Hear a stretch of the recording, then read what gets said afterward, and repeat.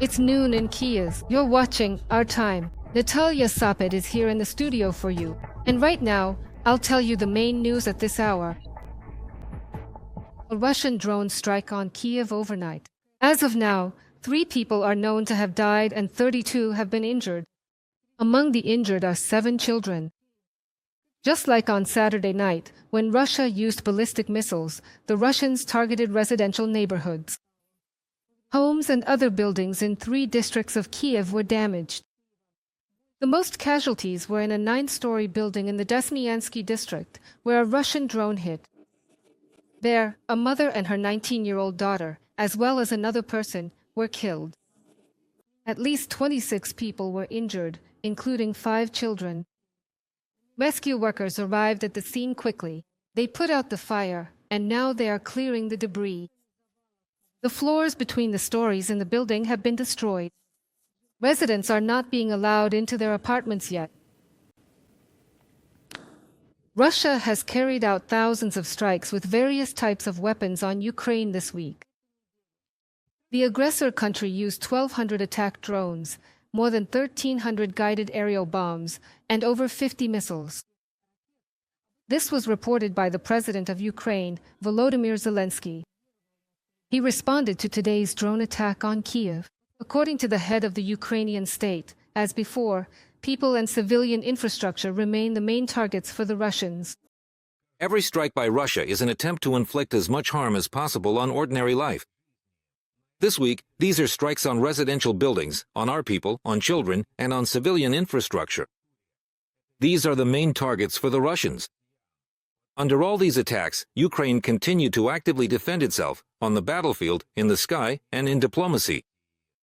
There are significant results from the pressure on Russia, the 19th sanctions package from the European Union and new sanctions from the United States against Russian oil. We are grateful to our partners for these steps, but it is important not to stop here. Volodymyr Zelenskyy, President of Ukraine, on Telegram.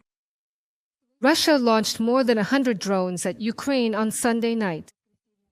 About 60 of them were Shahids, according to the Ukrainian Air Force. The defenders of Ukraine's skies neutralized 90 UAVs of various types in the north, south, and east of the country. Drone strikes were recorded at 4 locations. In 5 other places, debris from downed aerial targets fell. Germany's Minister of Economy and Energy, Katharina Reich, and her delegation were forced to take shelter during a Russian attack on Kiev on Saturday night. She shared this in comments to German media. According to Reich, it was a painful experience for her. At the same time, she noted that such Russian strikes have become a sad part of everyday life for Ukrainians. With such attacks, Russia wants to wear down the people of Ukraine, the minister emphasized. Let me remind you, Reich arrived in Kiev on Friday. The purpose of her visit is to help Ukraine and restore the energy infrastructure after Russian strikes. Late last night, the Russians attacked Chernihiv with drones. The strike hit the territory of an enterprise. A truck caught fire. Rescuers extinguished the fire. This was reported by the Regional Military Administration. Also, in Novorodziversky, a drone strike caused a fire in the administrative building of one of the critical infrastructure enterprises. The building was completely destroyed. In total, over the past day, Russia shelled the Chernihiv region 18 times. 14 settlements came under attack. Since the evening, the Russian army has been terrorizing the Dnipropetrovsk region. Nikopol and nearby settlements were shelled with artillery. There were also strikes by FPV drones. A woman suffered burns and was taken to the hospital, where she received the necessary medical care. 3 private homes, an outbuilding, a power line, and a gas pipeline were damaged. 1 person was killed and another suffered a concussion as a result of a Russian attack on the Zaporizhia region. The Russian army dropped guided aerial bombs on Ragnapilia. In total, Russia carried out more than 660 strikes on 16 settlements in a single day. Residential buildings, cars, and infrastructure facilities were damaged, according to the Zaporizhia Regional Military Administration. Due to American sanctions, Russia could lose more than half of its oil exports to India and China. This was stated in an interview with Ukrainian media by Vladislav Volosyak, the Ukrainian president's commissioner for sanctions policy. He emphasized that the sanctions against Rosneft and Lukoil have been imposed by both the United States and the United Kingdom, and they are capable of delivering a serious blow to the Russian budget. This potentially means a loss of $100 billion in annual revenue.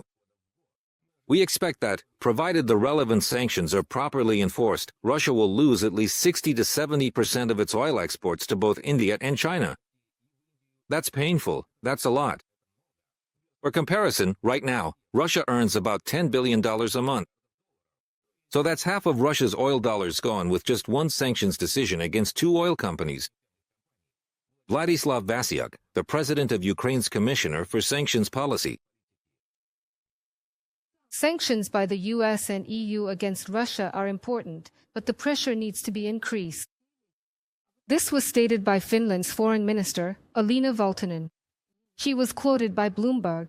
The minister called the decision by Washington and Brussels to impose new restrictions timely, and emphasized that the war is costing Russia dearly, and its economy is already collapsing. We simply have to increase the pressure. Unfortunately, it seems we are not able to change Russia's imperial ambitions, but we must be able to change their calculations.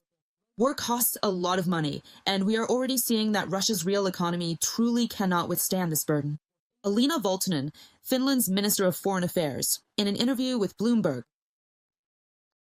Lithuania has once again closed its border with Belarus because of helium balloons in its airspace. Authorities also suspended operations at the capital's airport, according to Reuters. Flights were banned until 2 a.m. on Sunday. The border will remain closed until the same time on Monday, meaning for a full day. Let me remind you, Lithuania had already taken similar measures the day before, and overall, this is already the fourth incident in 2 months. Belarus is using weather balloons to smuggle cigarettes.